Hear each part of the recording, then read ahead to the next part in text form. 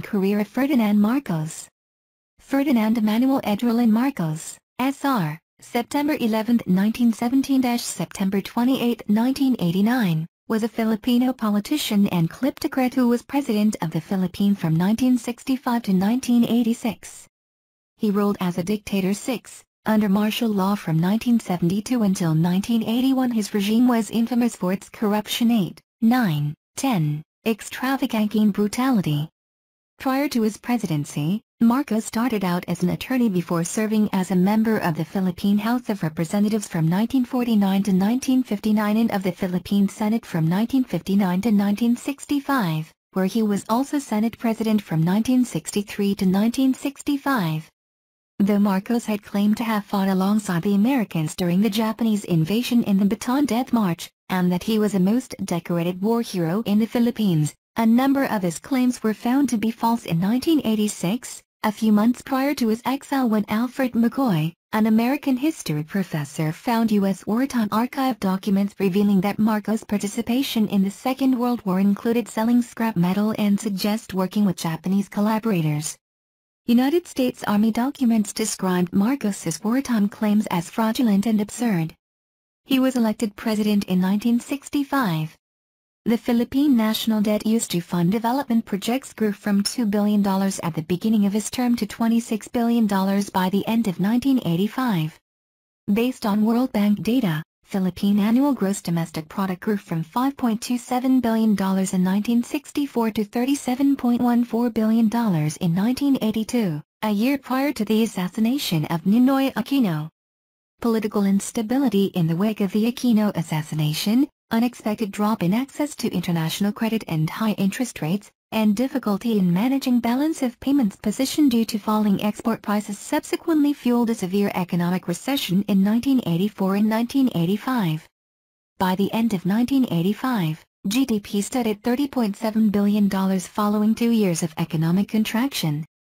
Some of Marcos's critics claim that poverty incidence grew from 41% in the 1960s at the time Marcos took the presidency to 59% when he was removed from power, but academic research to measure poverty only began in the 1970s, and poverty stats referred to by the Asian Development Bank pegged poverty incidence to 44% in 1985.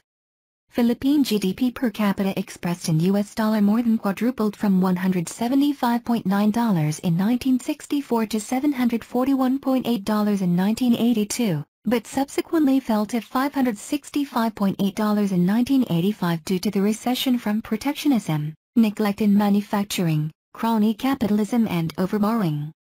However, significantly contributing to the recession and elevated debt levels was a perfect storm of extremely high global interest rates, severe global economic recession, and significant increase in global oil price, which affected all indebted countries in Latin America, Europe, and the Philippines was not exempted.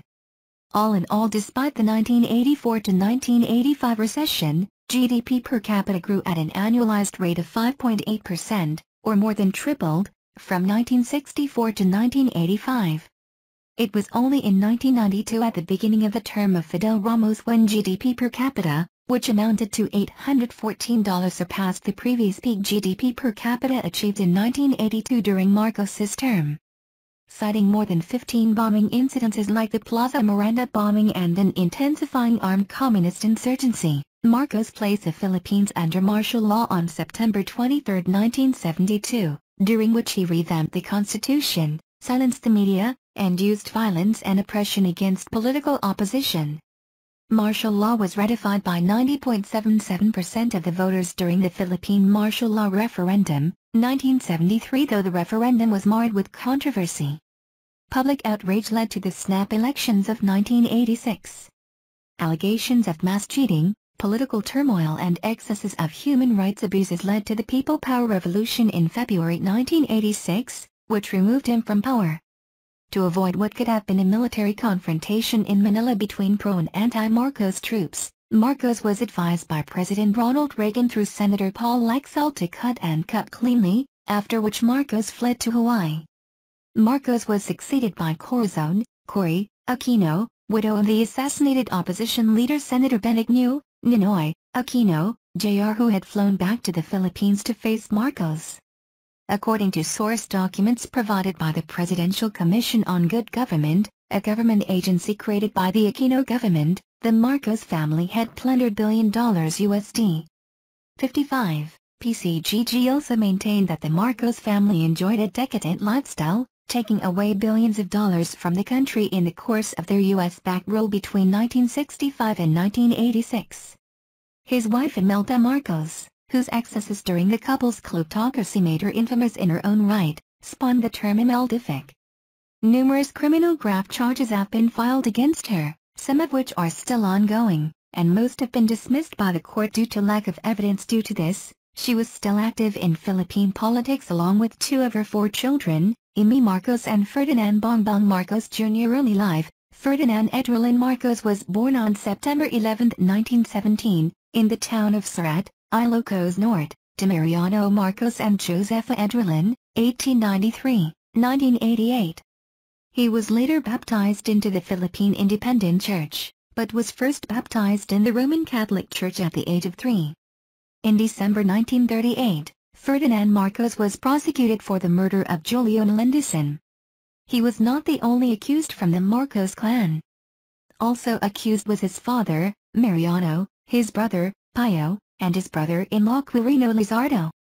Nalindson, one of the elder Marcos's political rivals, had been shot and killed in his house in Batoc on September 21, 1935, the day after he had defeated Mariano Marcos a second time for a seat in the National Assembly.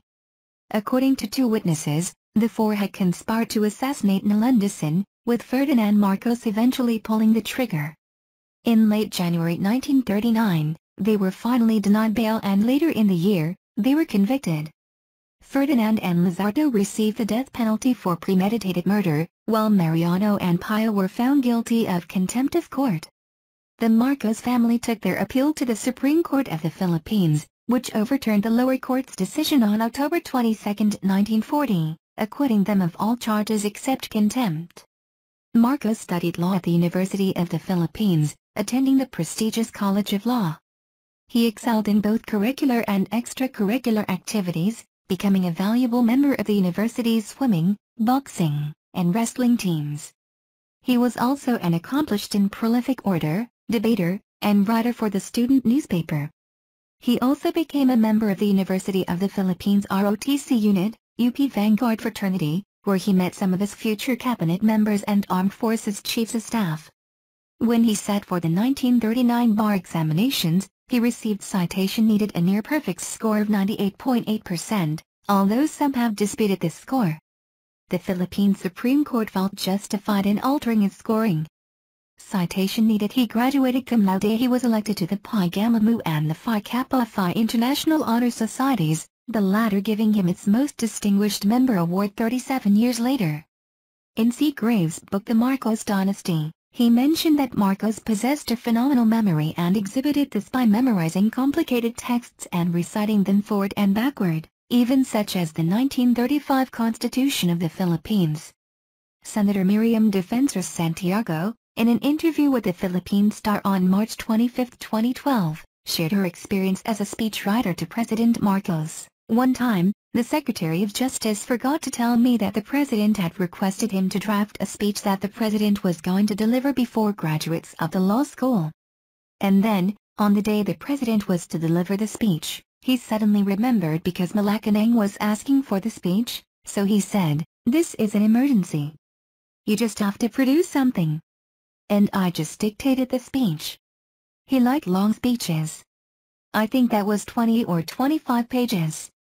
And then, in the evening, I was there, of course. President Marcos recited the speech from memory. Personal life. This section needs additional citations for verification. Please help improve this article by adding citations to reliable sources. Unsourced material may be challenged and removed. March 2016, learn how and when to remove this template message. He was married to Imelda Romualdez on May 1, 1954, and the marriage produced 3 children. Maria Imelda Amy Marcos, born November 12, 1955, Governor of Ilocos Norte. Ferdinand Bongbong Marcos Jr., born September 13, 1957, Senator of the Philippines. Irene Marcos, born September 16, 1960, his fourth child, Mariano Marcos, was adopted and was a musician in 2012. Ancestry. Marcos claimed that he was a descendant of Antonio Luna, a Filipino general during the Philippine-American War. He also claimed that his ancestor was a 16th-century pirate Limahong who used to raid the coasts of the South China Sea. Show ancestors of Ferdinand Marcos. Military career. The subject of Marcos's military career has been the subject of debate and controversy. Before World War II, Marcos was already a Reserve Officers Training Corps graduate during his time studying law. Hours after the attack on Pearl Harbor on December 8, 1941, the Japanese simultaneously bombed many places in the Philippines, including Clark Field. The 14th Army began its invasion with a landing on Baton Island, not to be confused with Bataan Peninsula, 120 miles, 190 kilometers, off the north coast of Luzon on the same day, by selected naval infantry units. Landings on Camiguin Island and at Vigan, Aperi, and Gonzaga in northern Luzon followed 2 days later. 83. Marcos was one of those who were called into the army as a third lieutenant during the mobilization in the summer and fall of 1941.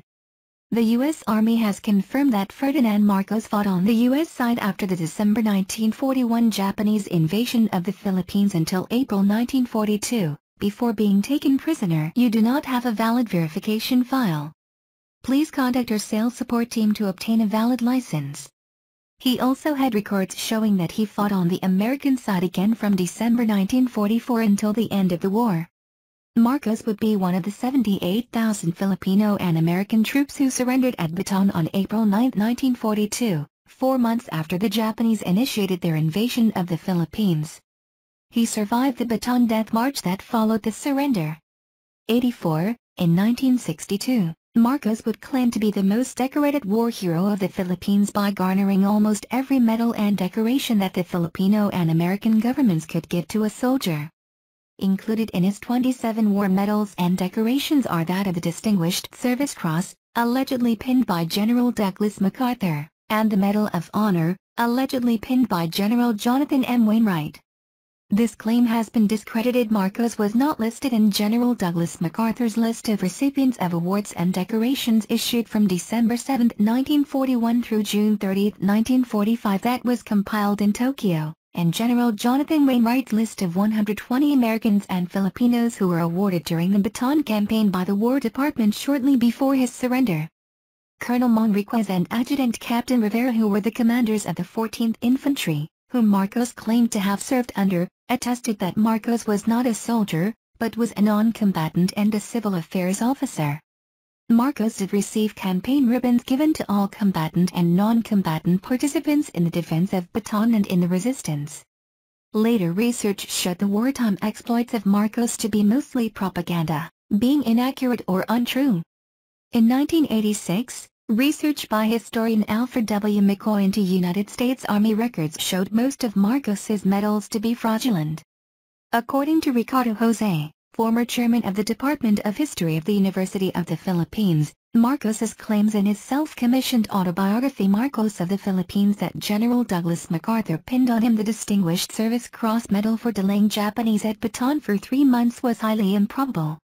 As with many stories about members of the Marcos family, there is some controversy about the exact nature of the death of Mariano Marcos, whom numerous schools were named after. Some versions saying he was executed by the Japanese in Bagnatin, La Union, and others saying that he was a collaborator and was killed by guerrillas related to Julio Melendezin, the man Ferdinand Marcos had been accused of killing before the war. John Sharkey of the Washington Post found records that Marcos was in the list of those that were released due to either having severe health problems and those whose families have cooperated with the Japanese military authorities. Since Marcos's name did not appear in the 1942 Manila Tribune list of ailing prisoners that were released by the Japanese, Sharkey believed that Marcos may have been free due to his connections with his father. Marcos also claimed to have led a 9,000-man guerrilla force called Ang Mahalaga, Tagalog, the Freeman 100, in northern Luzon during World War II. His account of events was later cast into doubt after a United States military investigation exposed many of his claims as either false or inaccurate.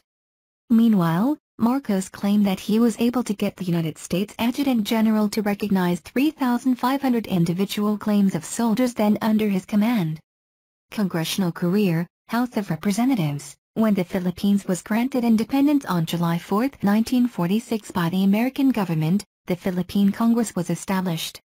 Marcos ran and was 3 times elected as representative of the 2nd District of Ilocos Norte, 1949 to 1959. He was named chairman of the House Committee on Commerce and Industry and member of the Defense Committee headed by Ramon Magsaysay.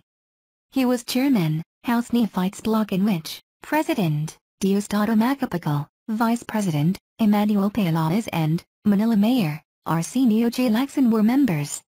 He was also a member of the House Committee on Industry. LP spokesman on economic matters. Member, Special Committee on Import and Price Controls and on Reparations. House Committees on Ways and Means, Banks Currency, War Veterans, Civil Service, Corporations and Economic Planning. And the House Electoral Tribunal. Senate. After he served as member of the House of Representatives for 3 terms, Marcos won his Senate seat in the elections in 1959 and became the Senate Minority Floor Leader in 1960. He became the Executive Vice President of the Liberal Party and served as the party president from 1961 to 1964. Senate Presidency. From 1963 to 1965, he became the Senate President. Thus far, he is the last Senate President to become President of the Philippines. He introduced a number of significant bills, many of which found their way into the Republic statute books. Presidency, first term, 1966 to 1969, Presidential Campaign, main article, Philippine Presidential Election, 1965, Marcos ran a populist campaign emphasizing that he was a bemedaled war hero emerging from World War II. In 1962, Marcos would claim to be the most decorated war hero of the Philippines by garnering almost every medal and decoration that the Filipino and American governments could give to a soldier.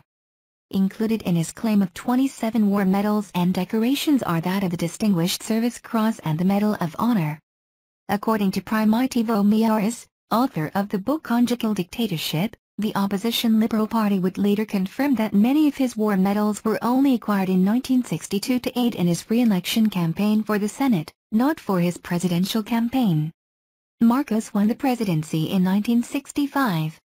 Vietnam War. To the surprise of many, soon after becoming president, Marcos wanted the Philippines to become involved, although in a limited way, in the Vietnam War.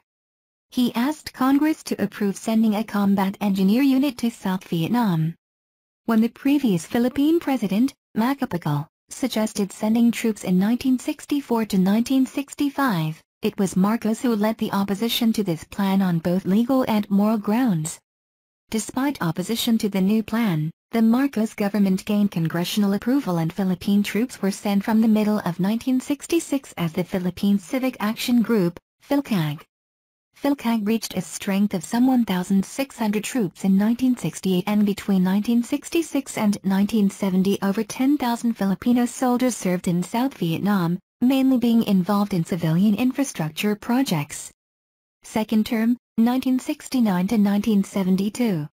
Ferdinand Marcos takes the oath of office for a second term before Chief Justice Roberto Concepcion on December 30, 1969. 1969 Presidential Election, main article, Philippine Presidential Election, 1969. In 1969, Marcos was re-elected for a second term, the first and the last Filipino president to win a second full term. His running mate, incumbent Vice President Fernando Lopez was also elected to a third full term as Vice President of the Philippines. First quarter storm and rumored coup d'etat and plot to assassinate President Marcos, main article. First quarter storm, around 1970, student activism was raging and many student activists joined the ranks of the communists.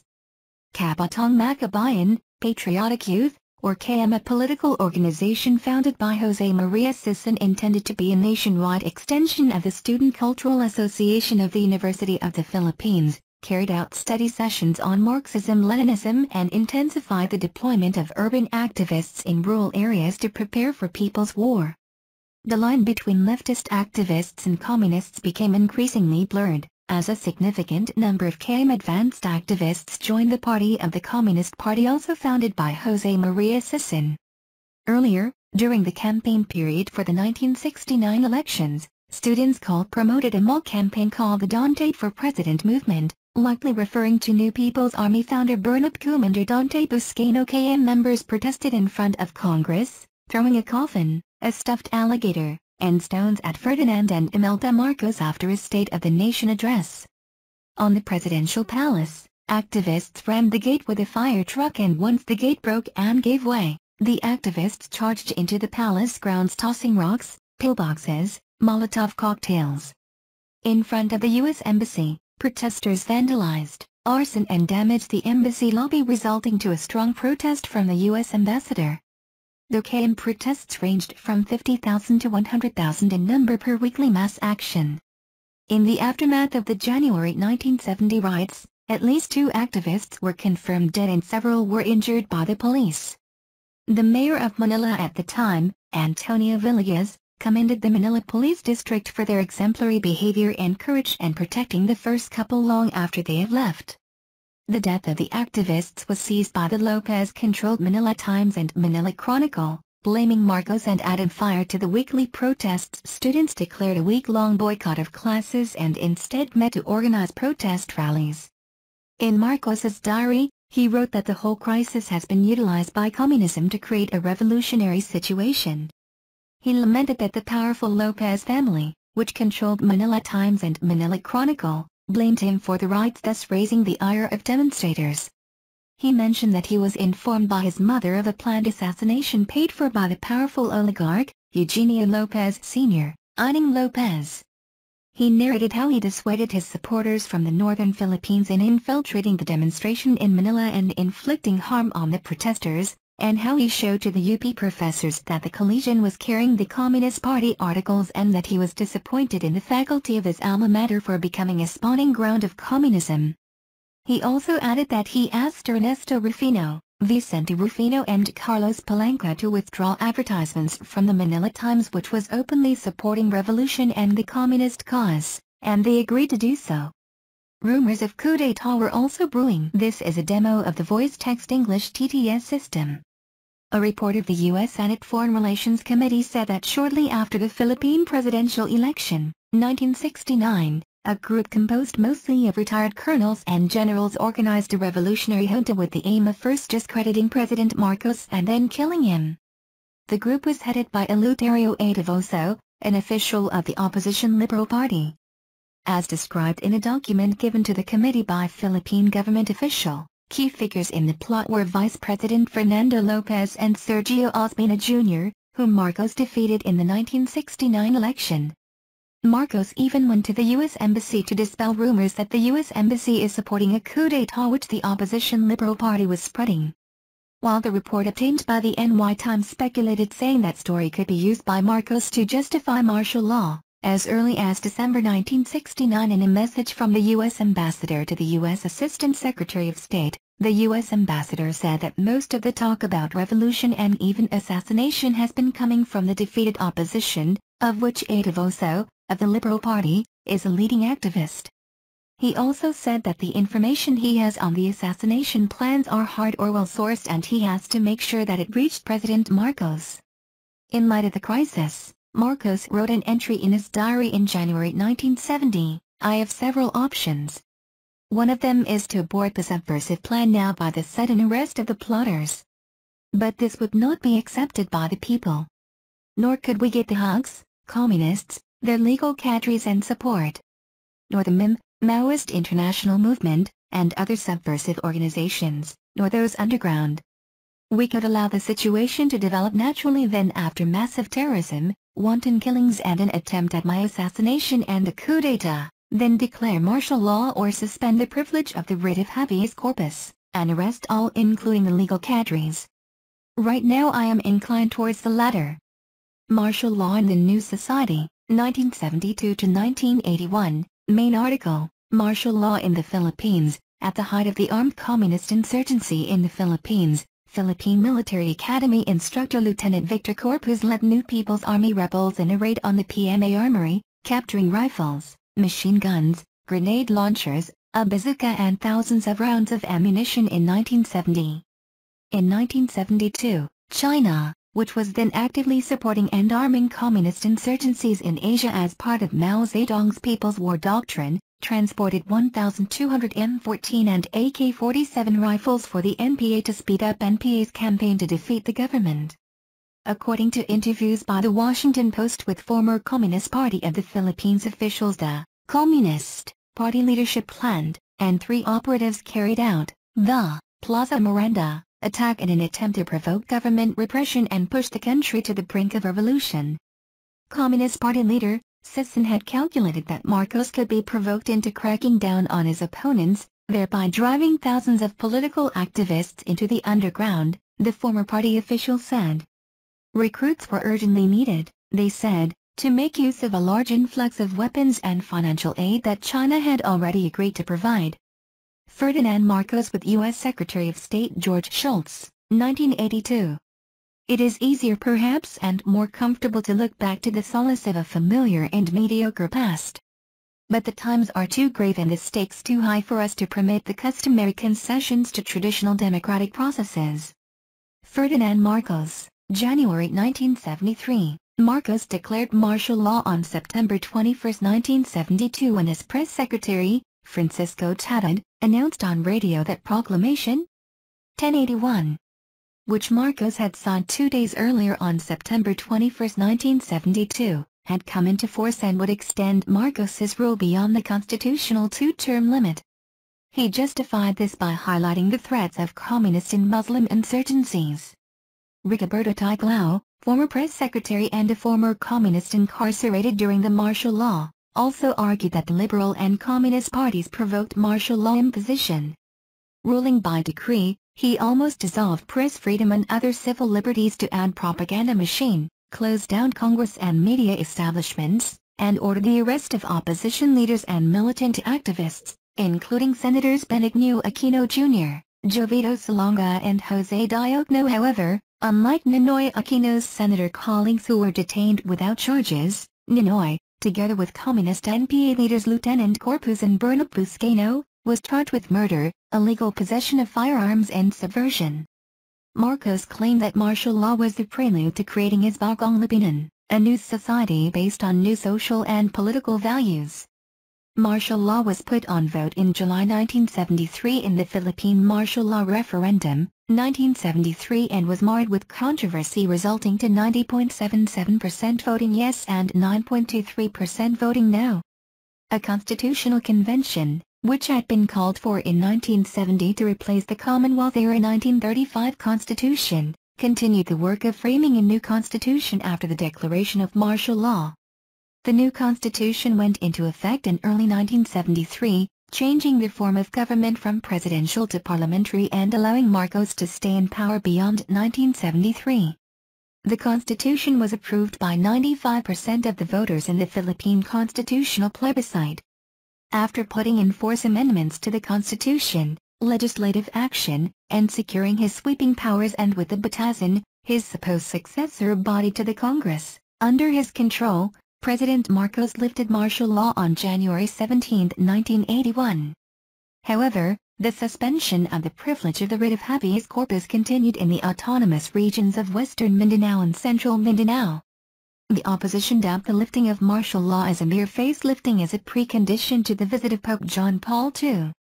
Marcos had a vision of a Bagong Lipunan, new society, similar to Indonesian President Suharto's New Order administration, China leader Mao Zedong's Great Leap Forward and Korean Kim Il-sung's Judge. He used the years of martial law to implement this vision. According to Marcos's book Notes on the New Society, it was a movement urging the poor and the privileged to work as one for the common goals of society and to achieve the liberation of the Filipino people through self-realization. University of the Philippines economics professor and former NEDA Director General Drive Gerardo Sicat, an MIT Ph.D. graduate, portrayed some of martial law's effects as follows. Economic reform suddenly became possible under martial law. The powerful opponents of reform were silenced and the organized opposition was also quilted. In the past, it took enormous wrangling and preliminary stage managing of political forces before a piece of economic reform legislation could even pass through Congress. Now it was possible to have the needed changes undertaken through presidential decree. Marcos wanted to deliver major changes in an economic policy that the government had tried to propose earlier. The enormous shift in the mood of the nation showed from within the government after martial law was imposed. The testimonies of officials of private chambers of commerce and of private businessmen dictated enormous support for what was happening. At least, the objectives of the development were now being achieved. During his martial law regime, Marcos confiscated and appropriated by force and duress many businesses and institutions, both private and public, and redistributed them to his cronies and close personal friends. Two of these friends were Eduardo Danding Cojuangco Jr., who would go on to control San Miguel Corporation, and Ramon Cojuangco, late businessman and chairman of PLDT, and father of Antonio Tony Boy Cojuangco, who would eventually succeed his father in the telecommunications company. Both happened to be cousins of Corazon Aquino. These associates of Marcos then used these as funds to launder proceeds from institutionalized graft and corruption in the different national governmental agencies as crony capitalism for personal benefit. Graft and corruption via bribery, racketeering, and embezzlement become more prevalent during this era. Marcos also silenced the free press, making the press of the state propaganda the only legal one, which was a common practice for governments around the world that sought to fight communism. By 1977, the armed forces had quadrupled and over 60,000 Filipinos had been arrested for political reasons. In 1981, Vice President George H.W. Bush praised Marcos for his adherence to democratic principles and to the democratic processes. No American military or politician in the 1970s ever publicly questioned the authority of Marcos to help fight communism in Southeast Asia. Marcos and his close Rolex 12 associates like Juan Ponce Enrile used their powers to settle scores against old rivals such as the Lopezes, who were always opposed to the Marcos administration. Enrile and the Lopezes, Eugenio Lopez, Sr. and Eugenio Lopez Jr. were Harvard-educated Filipino leaders. Leading opponents such as Senators Benigno Aquino Jr., Jose Diokno, Jovito Salonga and many others were imprisoned for months or years. This practice considerably alienated the support of the old social and economic elite and the media, who criticized the Marcos administration endlessly. The old social and economic elite, all of whom relied on trade and agricultural and industrial exports to the United States, such as the families of Enrile, Lopez, Cojuangco, and Aquino, sought a free market economy. At this point, Marcos controlled both the oligarchy and the oligopoly. Between 1972 and 1976, Marcos increased the size of the Philippine military from 65,000 to 270,000 personnel, in response to the fall of South Vietnam to the Communists and the growing tide of communism in Southeast Asia. Military officers were placed on the boards of a variety of media corporations, public utilities, development projects, and other private corporations, most of whom were highly educated and well-trained graduates of the Philippine Military Academy. This version is strictly for demonstration purposes only. Please contact our sales support team in order to obtain a valid license for commercial use. At the same time, Marcos made efforts to foster the growth of a domestic weapons manufacturing industry and heavily increased military spending. From the declaration of martial law in 1972 until 1983, the U.S. government provided $2.5 billion in bilateral military and economic aid to the Marcos regime, and about $5.5 billion through multilateral institutions such as the World Bank. In a 1979 U.S. Senate report, it was stated that U.S. officials were aware, as early as 1973, that Philippine government agents were in the United States to harass Filipino dissidents. In June 1981, two anti-Marcos labor activists were assassinated outside of a union hall in Seattle. On at least one occasion, CIA agents blocked FBI investigations of Philippine agents. Many human rights abuses were attributed to the Philippine Constabulary, which was then headed by future President Fidel Ramos. The Civilian Home Defense Force, a precursor of Civilian Armed Forces Geographical Unit, CAFGU, was organized by President Marcos to battle with the communist and Islamic insurgency problem, has particularly been accused of notoriously inflicting human rights violations on leftists, the NPA, Muslim insurgents, and rebels against the Marcos government. However, under martial law the Marcos administration was able to reduce violent urban crime, collect unregistered firearms, and suppress communist insurgency in some areas. The Marcos regime instituted a mandatory youth organization, known as the Kabatang Barangay, which was led by Marcos's eldest daughter Amy. Presidential Decree 684, enacted in April 1975, required that all youths aged 15 to 18 be sent to remote rural camps and do volunteer work. Along with Marcos, members of his Rolex 12 Circle like Defense Minister Juan Ponce Enrile, Chief of Staff of the Philippine Constabulary Fidel Ramos, and Chief of Staff of the Armed Forces of the Philippines Fabian Ver were the chief administrators of martial law from 1972 to 1981, and the three remained President Marcos's closest advisors until he was ousted in 1986. Other peripheral members of the Rolex 12 included Eduardo Danding Cojuangco Jr. and Lucio Tan. Normalization of ties with Communist China and effort to isolate local communist rebels. Marcos recognized the need to establish a peaceful relationship with China. In his 1969 State of the Nation address, he said, "We, in Asia must strive toward a modus vivendi with Red China. I reiterate this need, which is becoming more urgent each day. Before long, Communist China will have increased its striking power 1,000-fold with a sophisticated delivery system for its nuclear weapons. We must prepare for that day. We must prepare to coexist peacefully with Communist China." Ferdinand Marcos, January 1969. Prior to 1975, the Philippine government maintained a close relationship with the Kuomintang-ruled Chinese government which fled to Taiwan, Republic of China, despite the Chinese Communist victory in 1949, and saw Communist China, People's Republic of China, as a security threat due to China's financial and military support of communist rebels in the country. In June 1975, President Marcos went to the People's Republic of China and signed a joint communique normalizing relations between the Philippines and China. Among other things, the communique recognizes that there is but one China and that Taiwan is an integral part of Chinese territory. In turn, Chinese Prime Minister Zhou Enlai also pledged that China would not intervene in the internal affairs of the Philippines nor will it seek to impose its policies in Asia, a move which isolated the local communist movement that China had financially and militarily supported. The Washington Post, in an interview with former Philippine Communist Party officials, revealed that they, local Communist Party officials, wound up languishing in China for 10 years as unwilling guests of the Chinese government, feuding bitterly among themselves and with the party leadership in the Philippines. The government subsequently captured NPA leaders Bernard Buscaino in 1976 and Jose Maria Sison in 1977.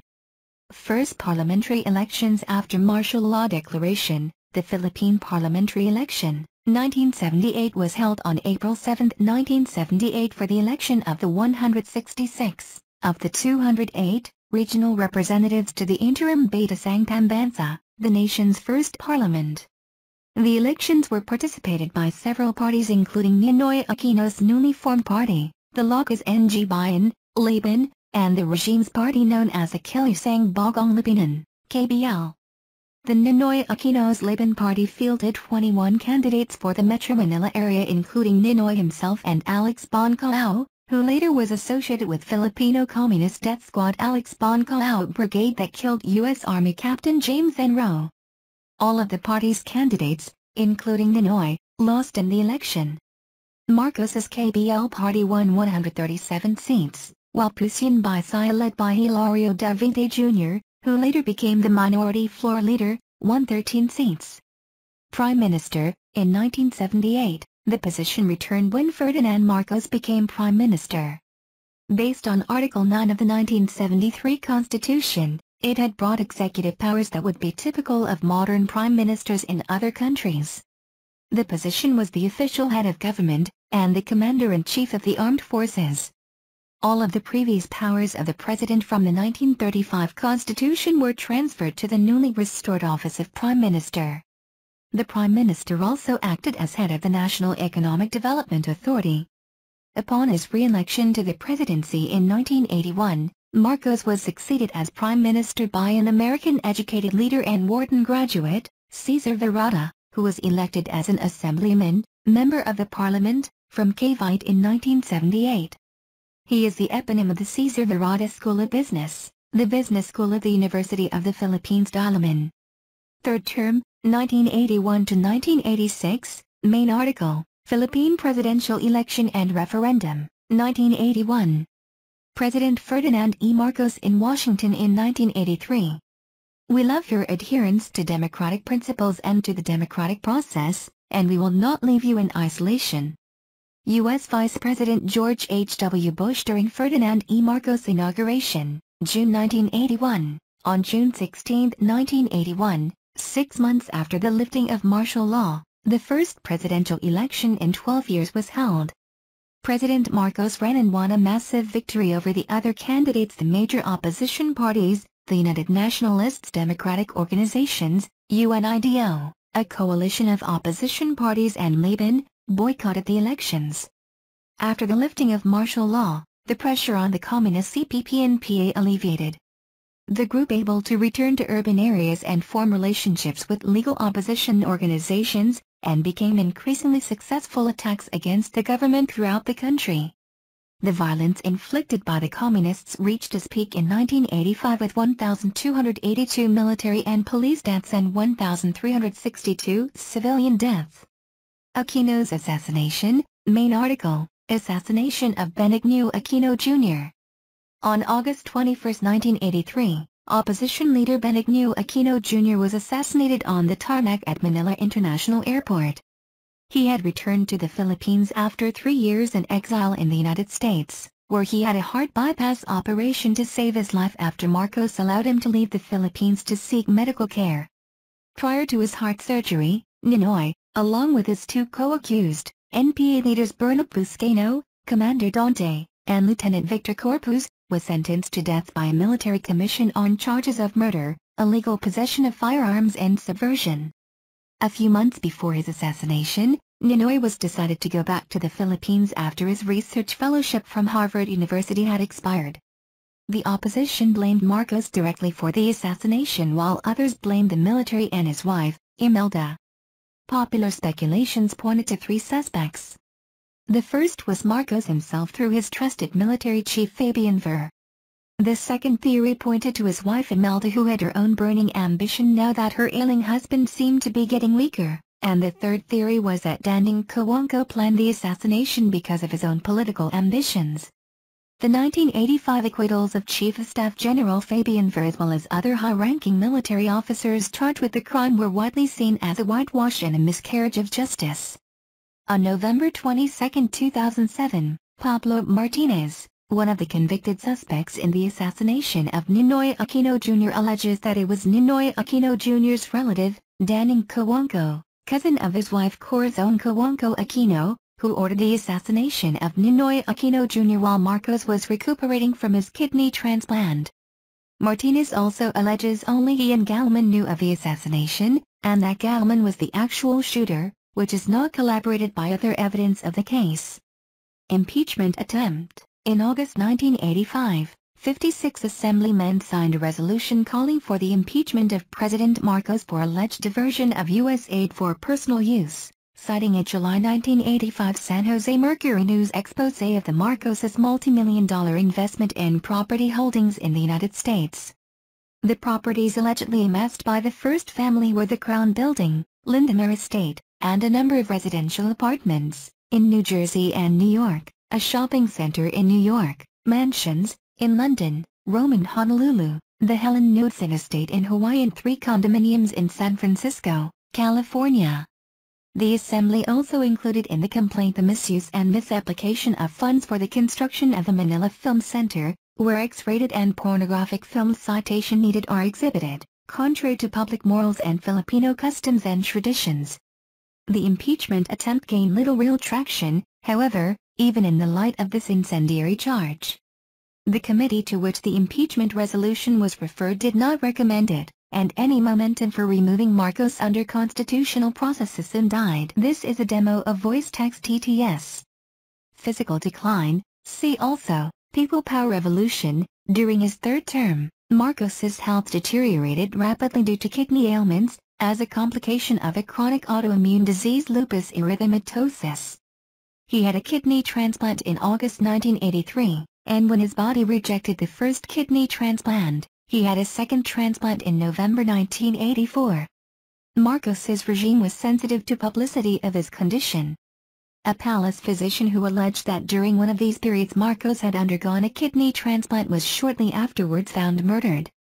Police said he was kidnapped and slain by communist rebels. Many people questioned whether he still had capacity to govern, due to his grave illness and the ballooning political unrest.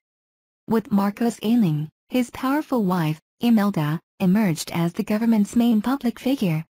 Marcos dismissed speculations of his ailing health as he used to be an avid golfer and fitness buff who liked showing off his physique. By 1984, U.S. President Ronald Reagan started distancing himself from the Marcos regime that he and previous American presidents had strongly supported even after Marcos declared martial law. The United States, which had provided hundreds of millions of dollars in aid, was crucial in buttressing Marcos's rule over the years, although during the Carter administration the relationship with the U.S. had soured somewhat when President Jimmy Carter targeted the Philippines in his human rights campaign. Snap election, revolution, main articles, Philippine presidential election, 1986 and People Power Revolution, in late 1985. In the face of escalating public discontent and under pressure from foreign allies, Marcos called a snap election with more than a year left in his term. He selected Arturo Tolentino as his running mate. The opposition to Marcos united behind two American educated leaders, Aquino's widow, Corazon, and her running mate, Salvador Laurel. It was during this time that Marcos's World War II medals for fighting the Japanese occupation was first questioned by the foreign press. During a campaign in Manila's Tondo district, Marcos retorted, "You who are here in Tondo and fought under me and who were part of my guerrilla organization, you answer them, these crazy individuals, especially the foreign press. Our opponents say Marcos was not a real guerrilla. Look at them. These people who were collaborating with the enemy when we were fighting the enemy. Now they have the nerve to question my war record. I will not pay any attention to their accusation." Ferdinand Marcos, January 1986. Marcos was referring to both presidential candidate Corazon Aquino's father-in-law Benigno Aquino Sr. and vice presidential candidate Salvador Laurel's father, Jose P. Laurel, who were leaders of the Kalapapi, a puppet political party that collaborated with the Japanese during the Japanese occupation of the Philippines. Both were arrested and charged for treason after the war. The elections were held on February 7, 1986. The official election canvasser, the Commission on Elections, COMELEC, declared Marcos the winner. The final tally of the COMELEC had Marcos winning with 10,807,197 votes against Aquino's 9,291,761 votes. On the other hand, the partial 69% tally of the National Movement for Free Elections, NAMFREL, an accredited poll watcher, had Aquino winning with 7,502,601 votes against Marcos's 6,787,556 votes. Cheating was reported on both sides.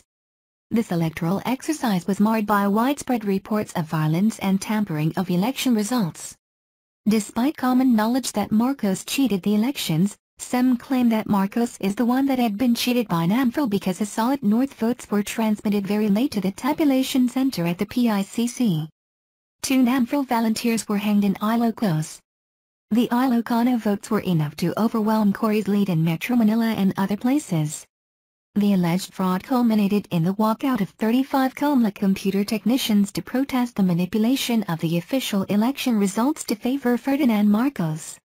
However, not known to many, the walkout of computer technicians was led by Linda Capunan, wife of Lieutenant Colonel Eduardo Capunan, a leader of Reform the Armed Forces movement, which plotted to attack the Malacanang Palace and kill Marcos and his family, leading some to believe that the walkout could have been plotted with ulterior motives. The failed election process gave a decisive boost to the People Power movement. Enrilan Ramos would later abandon Marcos's sinking ship and seek protection behind the 1986 People Power Revolution, backed by fellow American educated Eugenio Lopez Jr., Jaime Augusto Zobel de Ayala, and the old political and economic elites. At the height of the revolution, Juan Ponce Enrile revealed that a purported and well-publicized ambush attempt against him years earlier was in fact faked, in order for Marcos to have a pretext for imposing martial law.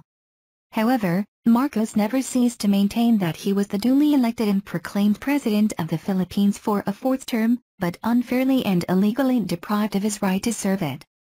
On February 25, 1986, rival presidential inaugurations were held, but as Aquino supporters overran parts of Manila and seized state broadcaster PTV4, Marcos was forced to flee. Fleeing from the Philippines to Hawaii, at 15 Pacific Standard Time, GMT+8, on February 25, 1986, Marcos talked to United States Senator Paul Laxalt, a close associate of the U.S. President, asking for advice from the White House. Laxalt advised him to cut and cut cleanly, to which Marcos expressed his disappointment after a short pause. In the afternoon, Marcos talked to Enrile, asking for safe passage for him and his family, including his close allies like General Ver. Finally, at 9 p.m., the Marcos family was transported by four Sikorsky H-3E helicopters to Clark Air Base in Angeles City, Pampanga, about 83 kilometers north of Manila, before boarding U.S. Air Force C-130 planes bound for Andersen Air Force Base in Guam, and finally to Hickam Air Force Base in Hawaii, where Marcos arrived on February 26.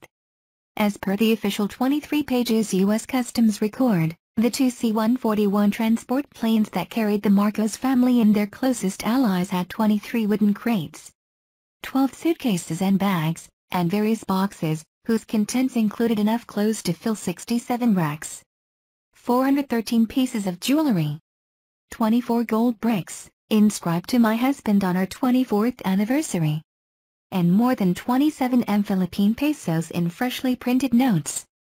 The jewelry included 70 pairs of jewel-studded cufflinks, an ivory statue of the infant Jesus with a silver mantle and a diamond necklace. The total value of these items was $15 million. When protesters stormed Malacanang Palace shortly after Marcos's departure, it was famously discovered that Imelda had left behind over 2,700 pairs of shoes in her closet. The Catholic hierarchy and Manila's middle class were crucial to the success of the massive crusade, but only within Metro Manila, because no mass demonstrations or protests against Marcos occurred in the provinces and islands of Visayas and Mindanao. Economy. Ferdinand and Imelda Marcos on a walk with U.S. President Ronald Reagan. On the pretext of helping finance a number of economic development projects, the Marcos government borrowed large amounts of money from international lenders.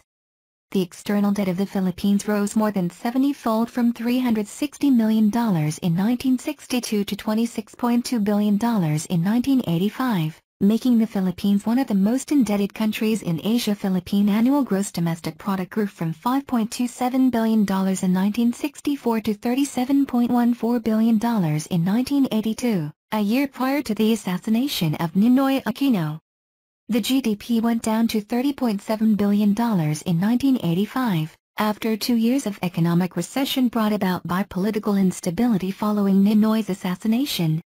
A sizable amount of this money went to the Marcos family and friends in the form of BS loan citation needed.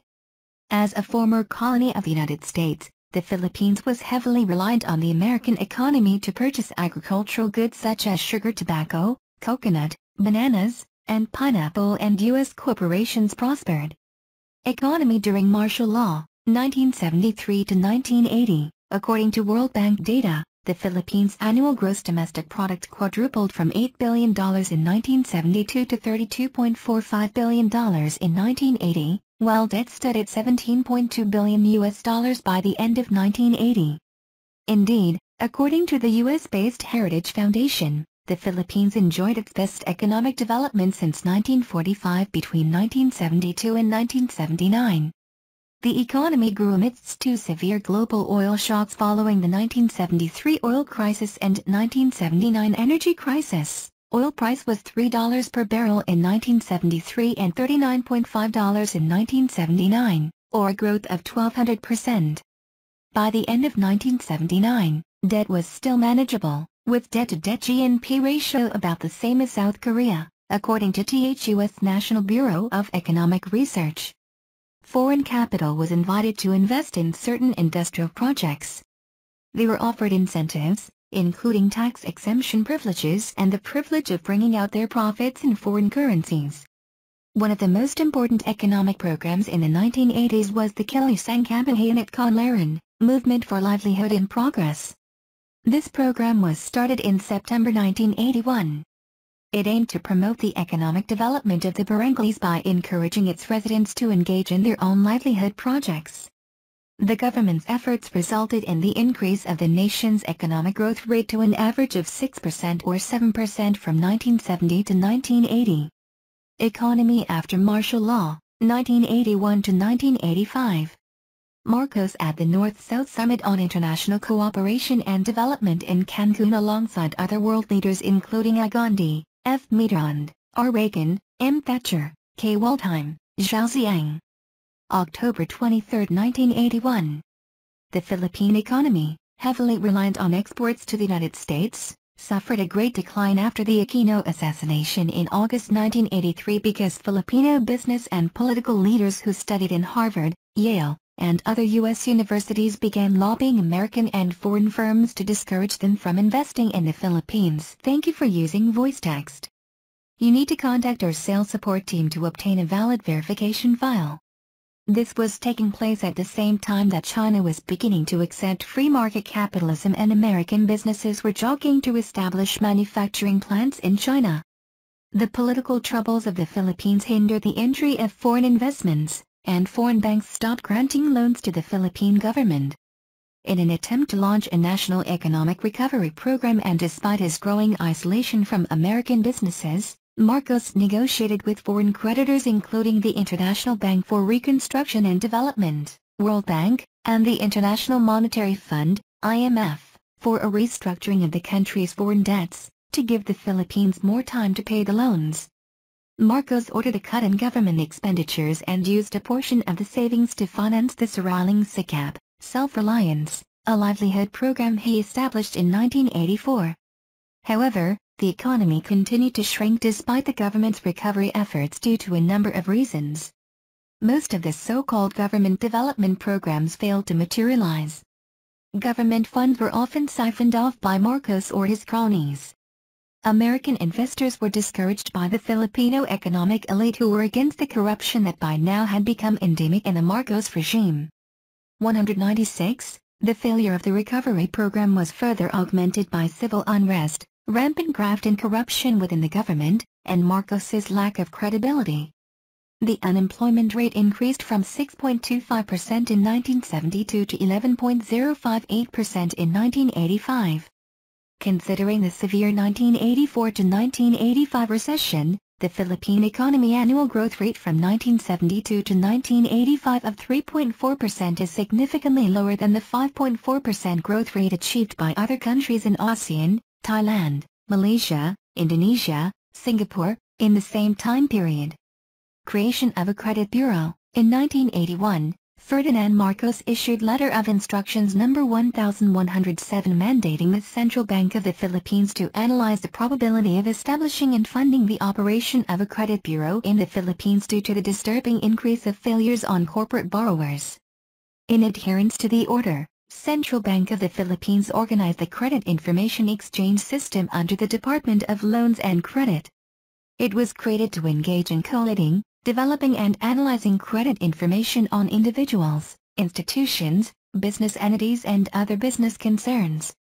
It aims to develop and undertake the continuing exchange of credit data within its members and subscribers and to provide an impartial source of credit information for debtors, creditors and the public. On April 14, 1982, Credit Information Bureau, Incorporated was incorporated as a non-stock, non-profit corporation.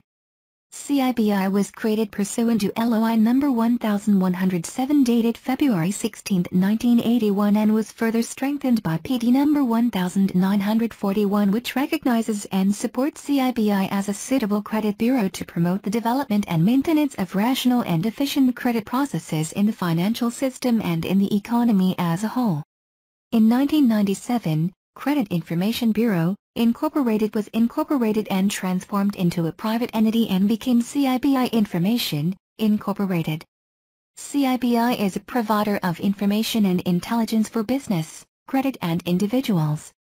The company also supplies compliance reports before accrediting suppliers, industry partners and even hiring professionals. Controversies, according to the book The Making of the Philippines by Frank Sinoth, p. 103, Marcos himself diverted large sums of government money to his party's campaign funds. Between 1972 and 1980, the average monthly income of wage workers had fallen by 20%. By 1981, the wealthiest 10% of the population was receiving twice as much income as the bottom 60%. From 1972 to 1980, agricultural production fell by 30%. With help from the Rockefeller and Ford Foundations, Marcos brought the Green Revolution, industrialized, chemical agriculture, to the Philippines. These reforms resulted in high profits for transnational corporations, but were generally harmful to small, peasant farmers who were often pushed into poverty. After declaring martial law in 1972, Marcos promised to implement agrarian reforms. However, the land reforms served largely to undermine Marcos's landholder opponents, not to lessen inequality in the countryside, and encouraged conversion to cash tenancy and greater reliance on farm workers.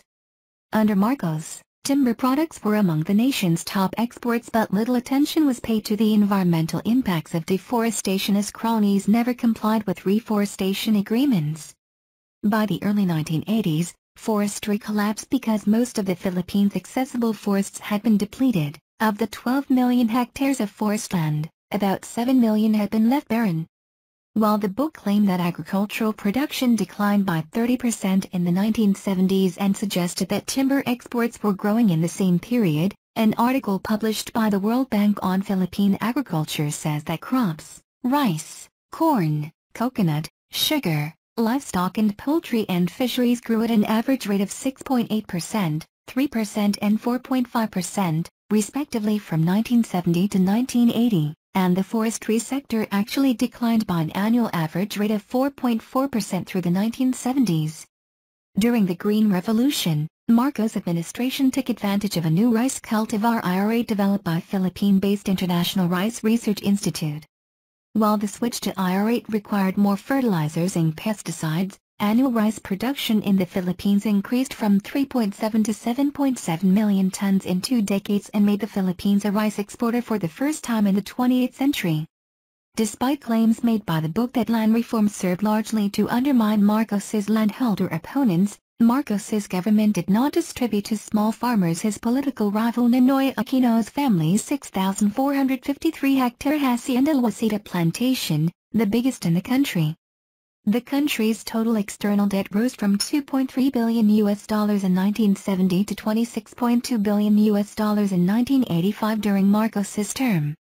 Marcos's critics charged that policies have become debt-driven with rampant corruption and plunder of public funds by Marcos and his cronies. This held the country under a debt servicing crisis which is expected to be fixed by only 2025. Critics have pointed out an elusive state of the country's development as the period is marred by a sharp devaluing of the Philippine peso from 3.9 to 20.53. The overall economy experienced a slower growth GDP per capita, lower wage conditions and higher unemployment especially towards the end of Marcos's term after the 1983 to 1984 recession. Some of Marcos's critics claim that poverty incidence grew from 41% in the 1960s at the time Marcos took the presidency to 59% when he was removed from power. Human rights abuses, icon. This section needs expansion. You can help by adding to it. July 2017, a 1976 Amnesty International report had listed 88 government torturers, including members of the Philippine Constabulary and the Philippine Army, which was respectively under the direct control of Major General Fidel V. Ramos and Defense Minister Juan Ponce Enrile. The Amnesty International mission team had discussions with President Ferdinand E. Marcos, Secretary of National Defense Juan Ponce Enrile, Solicitor General Estelito P. Mendoza, Major General Fidel V. Ramos, Commanding General of the Philippine Constabulary, Brigadier General Guillermo Santos, Judge Advocate General of the Armed Forces of the Philippines and other senior officials on the preparation of its report. Ill-gotten wealth. The Philippine Supreme Court considers all Marcos assets beyond their legally declared earnings salary to be ill-gotten wealth, and such wealth have been forfeited in favor of the government or human rights victims. However, except for a former Marcos aide who conspired to sell Monet and other artworks sequestered by the Philippine government, no one accused of taking what the Philippine government calls ill-gotten assets has been convicted for plundering the Philippine treasury, receiving bribes, or corruption. In 1990, Imelda Marcos, the widow of the former Philippine president, was acquitted of charges by a U.S. jury that she raided the country's treasury and invested the money in the United States. In 1993, she was convicted of graft in Manila for entering into 3 unfavorable lease contracts between a government-run transportation agency and another government-run hospital. In 1998, the Philippine Supreme Court overturned the previous conviction of Imelda Marcos and acquitted her of corruption charges. In 2008, Philippine trial court judge Silvino Pompilo acquitted Imelda Marcos, then widow of Ferdinand Marcos, of 32 counts of illegal money transfer from the 1993 graft conviction. In 2010, she was ordered to repay the Philippine government almost $280,000 for funds taken by Ferdinand Marcos in 1983. In 2012, a U.S. Court of Appeals of the Ninth Circuit upheld a contempt judgment against Imelda and her son Bongbong Marcos for violating an injunction barring them from dissipating their assets, and awarded $353.6 million to human rights victims. As of October 2015, she still faces 10 criminal charges of graft, along with 25 civil causes, down from 900 cases in the 1990s, as most of the cases were dismissed for lack of evidence. Enrique Zobel, founder of Makati Business Club and former chairman and president of Ayala Corporation, in his sworn statement, estimated Marcos' gold hoard valued at $100 billion and that Marcos' wealth and riches were part of the stolen Yamashita treasure. Moreover, Marcelino Tagle, ex-director of Caritas Manila and 10 outstanding young men awardee in 1967, corroborated Zobel and said that Marcos' gold was not stolen from the Philippine government, but came from Yamashita gold hoard and Vatican gold captured by Hitler. On May 9, 2016, the International Consortium of Investigative Journalists released the searchable database from Panama Papers. His 2 daughters, Amy Marcos Monotoc and Irene Marcos Araneta, have been named, along with his grandsons Fernando Monotoc, Matthew Joseph Monotoc, Ferdinand Richard Monotoc, his son-in-law Gregorio Maria Araneta III, including his estranged son-in-law Tommy Monotoc's relatives Ricardo Gabriel Monotoc and Teodoro Cala Monotoc. According to the PCGG and The Guardian, Ferdinand Marcos had an accumulated stolen wealth of $10 billion during his presidency from 1965 to 1986, while earning an annual salary equivalent to $13,500.00. Death. See also, Burial of Ferdinand Marcos. In his dying days, Marcos was visited by Vice President Salvador Laurel. During the meeting with Salvador Laurel, Marcos offered 90% of his possessions back to the Filipino people in exchange for being buried back in the Philippines beside his mother, an offer also disclosed to Enrique Zobel. You do not have a valid verification file. Please contact our sales support team to obtain a valid license. However, Marcos's offer was rebuffed by the Aquino government. Marcos died in Honolulu on the morning of September 28, 1989, of kidney, heart, and lung ailments. Marcos was interred in a private mausoleum at Biodo Temple on the island of Oahu, where his remains were visited daily by the Marcos family, political allies and friends. The Aquino government refused to allow Marcos's body to be brought back to the Philippines. The body was only brought back to the Philippines 4 years after Marcos's death during the term of President Fidel Ramos. From 1993 to 2016, his remains were interred inside a refrigerated crypt in Ilocos Norte, where his son, Ferdinand Jr., and eldest daughter, Amy, have since become the local governor and congressional representative, respectively. A large bust of Ferdinand Marcos, inspired by Mount Rushmore, was commissioned by the tourism minister, Jose Espiras, and carved into a hillside in Benguet. It was subsequently destroyed. Suspects included left-wing activists, members of a local tribe who had been displaced by construction of the monument, and looters hunting for the legendary Yamashita treasure. Opinion on his burial remains split. 50% of the 1,800 respondents of a survey conducted by SWS in February 2016 said Marcos was worthy to be buried at the Lubingan NGMG at Bani, while the other half rejected a hero's burial, calling him a thief. On November 18, 2016, the remains of Marcos was buried at the Heroes Cemetery despite opposition from various groups. The burial came as unexpected to many, as the Supreme Court's ruling still allowed 15 days for the opposition to file a motion for reconsideration.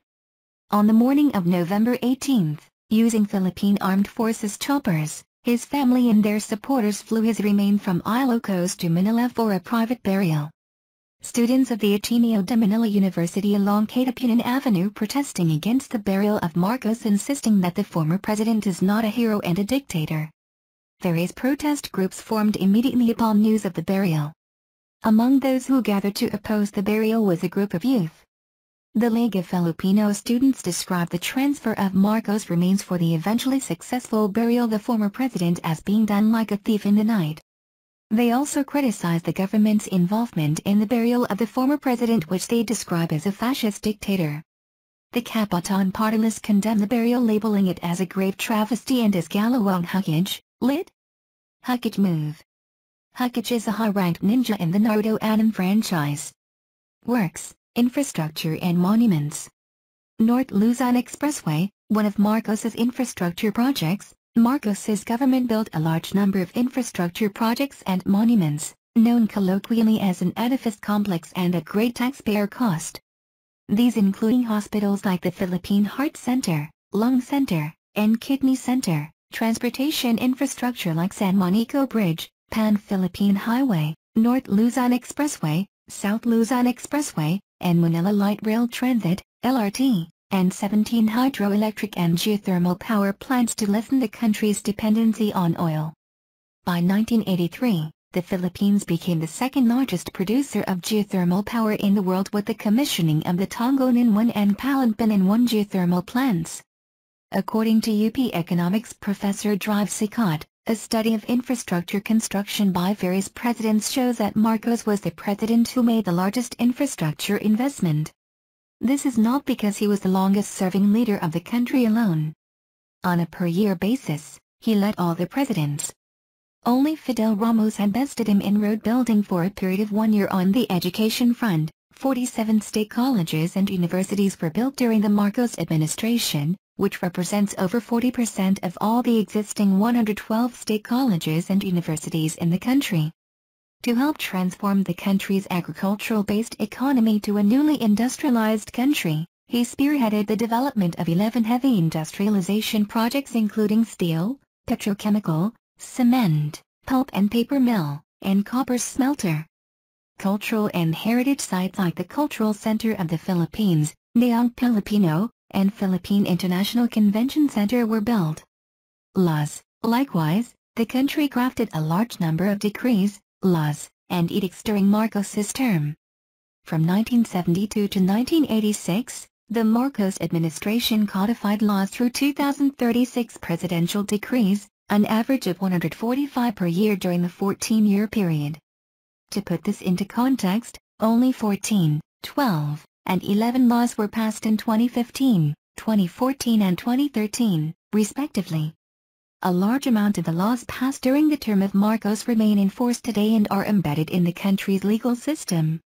Marcos, together with Agriculture Minister and Harvard-educated Arturo Tanco and later on Salvador Escudero Jr., was instrumental in the Green Revolution in the Philippines and initiated an agricultural program called Masagana 99, improving agricultural productivity and enabling the country to achieve rice sufficiency in the late 1970s. Authored works: Edit, National Discipline, The Key to Our Future, 1970, Today's Revolution, Democracy, 1971, 293, Notes on the New Society of the Philippines, 1973, Tadena, The History of the Filipino People, 1977, 1982, The Democratic Revolution in the Philippines, 1977, 5 Years of the New Society, 1978, President Ferdinand E. Marcos on Law, Development and Human Rights, 1978, President Ferdinand E. Marcos on Agrarian Reform, 1979, An Ideology for Filipinos, 1980, An Introduction to the Politics of Transition. 1980, Marcos's Notes for the Cancun Summit, 1981, Progress and Martial Law, 1981, The New Philippine Republic, A Third World Approach to Democracy, 1982, Toward a New Partnership, The Filipino Ideology, 1983, A Trilogy on the Transformation of Philippine Society, 1988, Reparations. In 1995, some 10,000 Filipinos won a U.S. class action lawsuit filed against the Marcos estate. The claims were filed by victims or their surviving relatives consequent on torture, execution, and disappearances. The Swiss government, initially reluctant to respond to allegations that stolen funds were held in Swiss accounts, 296, has returned $684 million of Marcos' stash. Corazon Aquino repealed many of the repressive laws that had been enacted during Marcos' dictatorship. She restored the right of access to habeas corpus, repealed anti-labor laws and freed hundreds of political prisoners. From 1989 to 1996, a series of suits were brought before U.S. courts against Marcos and his daughter Amy, alleging that they bore responsibility for executions, torture, and disappearances. A jury in the Ninth Circuit Court awarded $2 billion to the plaintiffs and to a class composed of human rights victims and their families. On June 12, 2008, the U.S. Supreme Court, in a 7-2 ruling penned by Justice Anthony Kennedy in Republic of the Philippines v. Mariano, held that the judgment of the Court of Appeals for the Ninth Circuit is reversed, and the case is remanded with instructions to order the District Court to dismiss the interpleader action. The court dismissed the interpleader lawsuit filed to determine the rights of 9,500 Filipino human rights victims, 1972 to 1986, to recover $35 million, part of a $2 billion judgment in U.S. courts against the Marcos estate, because the Philippines government is an indispensable party, protected by sovereign immunity. The Philippines government claimed ownership of the funds transferred by Marcos in 1972 to Arelma S.A., which invested the money with Merrill Lynch, Pierce, Fenner and Smith Incorporated, in New York. Human rights groups placed the number of victims of extrajudicial killings under martial law at 1,500 and Karapitan, a local human rights group's records show 759 involuntarily disappeared with their bodies never found. Military historian Alfred McCoy in his book Closer Than Brothers, Manhood at the Philippine Military Academy and in his speech Dark Legacy cites 3,257 extrajudicial killings, 35,000 torture victims, and 70,000 incarcerated during the Marcos years. The newspaper Brutality, lit to open carelessly places the number of victims of arbitrary arrest and detention at 120,000. Legacy. Bust of Ferdinand Marcos before it was destroyed in 2002. Marcos left a mixed legacy for future generations. On one hand, many laws written by Marcos are still in force and in effect. Out of thousands of proclamations, decrees, and executive orders, only a few were repealed, revoked, modified or amended. On the other, his 20 years in power represent the bloodiest in the history of Philippines, with more extrajudicial killings of civic people than those that occurred during parallel Latin American dictators like Pinochet. More importantly, many people who rose to power under Marcos continued to remain in power or even ascended higher after his exile, thus leaving a further imprint on present-day Filipino affairs. One of these was Fidel Ramos, a general promoted by Marcos who supervised many terror killings and tortures, who later switched sides and subsequently fought elections and became president himself. I often wonder what I will be remembered in history for. Scholar? Military hero? Builder? The new constitution? Reorganization of government? Builder of roads, schools? The Green Revolution? Uniter of variant and antagonistic elements of our people? He brought light to a dark country? Strong rallying point, or a weak tyrant?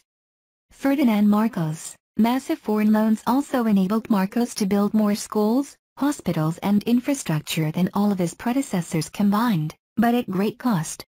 Today, according to Ibn Foundation, a left-leaning think tank that advocated the government to default on its debt, Filipino citizens are still bearing the heavy burden of servicing public debts incurred during Marcos's administration, with ongoing interest payments on the loan schedule by the Philippine government estimated to last until 2025. 59 years after Marcos assumed office and 39 years after he was kicked out. This version is strictly for demonstration purposes only. Please contact our sales support team in order to obtain a valid license for commercial use. However, a listing of debt from the Philippine Bureau of Treasury as of August 2016 revealed that the oldest outstanding government debt in form of Treasury bonds is dated December 28, 93, and no outstanding Philippine dollar debt were dated earlier than 2000. Corazon Aquino had an opportunity to default and not pay foreign debt incurred during the Marcos administration. However, due to Finance Secretary Jamie Onpin's warning on the consequences of a debt default, which includes isolating the country from the international financial community and hampering the economic recovery, Corazon Aquino honored all the debts incurred during the Marcos administration, contrary to expectations of left-leaning organizations like Ibon Foundation, which advocated for non-payment of debt. Jamie Onpin, who is a brother of Marcos Trade Minister Roberto Onpin, was later dismissed by Cory Aquino and later died in an apparent suicide after he had been depressed about infighting in Aquino's cabinet and disappointed that the People Power uprising which had toppled dictator Ferdinand Marcos had not brought significant change. Some of these loans were funded to construct the Bataan nuclear power plant, but, after Marcos's ouster, the plant was not utilized by the succeeding Aquino administration even though the same technology was used in Japan, South Korea, and the United States. Corazon Aquino's decision to mothball the Bataan nuclear plant built during the Marcos administration contributed to the power crisis in the 1990s, as the 620 megawatts capacity of the plant would be enough to cover the shortfall at that time. In the 2004 Global Transparency Report, Marcos appeared in the list of the world's most corrupt leaders, listed in second place behind Suharto, the former president of Indonesia. The amount of theft perpetrated by Marcos's regime was probably less than that by Suharto on Indonesia, but harmed their country more because the sums stolen by Marcos were sent out of the country, whereas Suharto's loot mostly were invested in Indonesia. Former Senator Vicente Paterno, according to Jovito Salonga, monopolies in several vital industries were created and placed under the control of Marcos cronies, such as the coconut industries, under Eduardo Cuenco Jr. and Juan Ponce Enrile, the tobacco industry, under Lucio Tan, the banana industry, under Antonio Florendo, the sugar industry, under Roberto Benedicto, and manufacturing, under Herminio Decini and Ricardo Silverio. The Marcos and Romualdez families became owners, directly or indirectly, of the nation's largest corporations, such as the Philippine Long Distance Company, PLDC, of which the present name is Philippine Long Distance Telephone, PLDT, Philippine Airlines, PAL, Meralco, an electric company, Fortune Tobacco, numerous newspapers, radio and TV broadcasting companies, such as ABS-CBN, several banks, most notably the Philippine Commercial and Industrial Bank. Cybank of the Lopez is now BDO after merging with Equitable Bank and after BDO acquired the merged Equitable PCI, and real estate in New York, California and Hawaii. The Aquino government also accused them of skimming off foreign aid and international assistance. During the ICIJ's, International Consortium of Investigative Journalists, expose of offshore leaks in April 2013, the name of his eldest daughter, Amy Marcos, appeared on the list of wealthy people involved in offshore financial secrecy.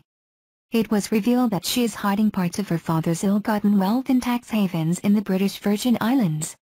Comparisons have also been made between Ferdinand Marcos and Lee Kuan Yew's authoritarian style of governance and Singapore's success, but in his autobiography, From Third World to First, The Singapore Story, 1965 to 2000, Lee relates, "It is a soft, forgiving culture. Only in the Philippines could a leader like Ferdinand Marcos, who pillaged his country for over 20 years, still be considered for a national burial. Insignificant amounts of the loot had been recovered, yet his wife and children were allowed to return and engage in politics." Lee Kuan Yew, according to Presidential Commission on Good Government, the Marcos family and their cronies looted so much wealth from the Philippines that, to this day, investigators have difficulty determining precisely how many billions of dollars were stolen. The agency claimed that Marcos stole around $5 to $10 billion from the Philippine Treasury.